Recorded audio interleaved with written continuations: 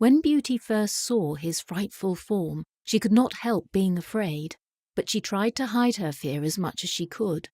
The Beast asked her if she had come quite of her own accord, and though she was now still more afraid than before, she made shift to say yes.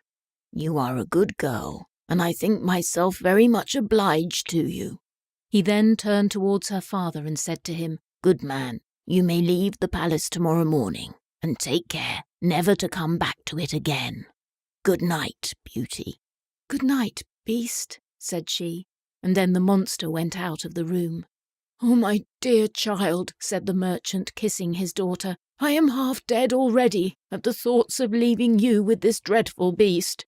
You had better go back and let me stay in your place." "No," said Beauty boldly, "I will never agree to that. You must go home tomorrow morning." They then wished each other good night and went to bed, both of them thinking they should not be able to close their eyes. But as soon as ever they had laid down, they fell into a deep sleep and did not wake till morning. Beauty dreamed that a lady came up to her who said, "I am very much pleased, Beauty, with the goodness you have shown in being willing to give your life to save that of your father, and it shall not go without a reward." As soon as Beauty awoke, she told her father this dream, but though it gave him some comfort, he could not take leave of his darling child without shedding many tears. When the merchant got out of sight, Beauty sat down in the large hall and began to cry also. Yet she had a great deal of courage, and so she soon resolved not to make her sad case still worse by sorrow, which she knew could not be of any use to her, but to wait as well as she could till night, when she thought the Beast would not fail to come and eat her up. She walked about to take a view of all the palace, and the beauty of every part of it much charmed her. But what was her surprise when she came to a door on which was written, "Beauty's Room." She opened it in haste, and her eyes were all at once dazzled at the grandeur of the inside of the room. What made her wonder more than all the rest was a large library filled with books, a harpsichord, and many other pieces of music. "The Beast takes care I shall not be at a loss how to amuse myself," said she. She then thought that it was not likely such things would have been got ready for her if she had but one day to live, and began to hope all would not turn out so bad as she and her father had feared. She opened the library and saw these verses written in letters of gold on the back of one of the books.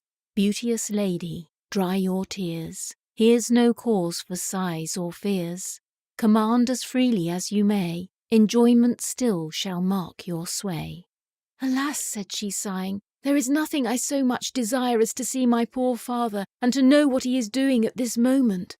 She said this to herself, but just then, by chance, she cast her eyes on a looking-glass that stood near her, and in the glass she saw her home and her father riding up to the cottage in the deepest sorrow. Her sisters came out to meet him, but for all they tried to look sorry, it was easy to see that in their hearts they were very glad. In a short time all this picture went away out of the glass, but Beauty began to think that the Beast was very kind to her, and that she had no need to be afraid of him. About the middle of the day she found a table laid ready for her, and a sweet concert of music played all the time she was eating her dinner, without her seeing a single creature. But at supper, when she was going to seat herself at table, she heard the noise of the Beast, and could not help trembling with fear. "Beauty," said he, "will you give me leave to see you sup?" "That is as you please," answered she, very much afraid. "Not in the least," said the Beast. "You alone command in this place. If you should not like my company, you need only to say so, and I will leave you that moment.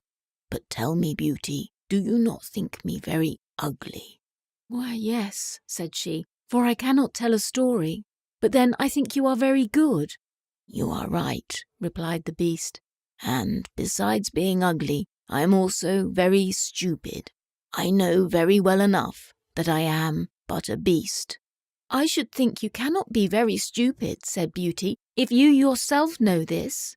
"Pray do not let me hinder you from eating," said he, "and be sure you do not want for anything, for all you see is yours, and I shall be vastly grieved if you are not happy."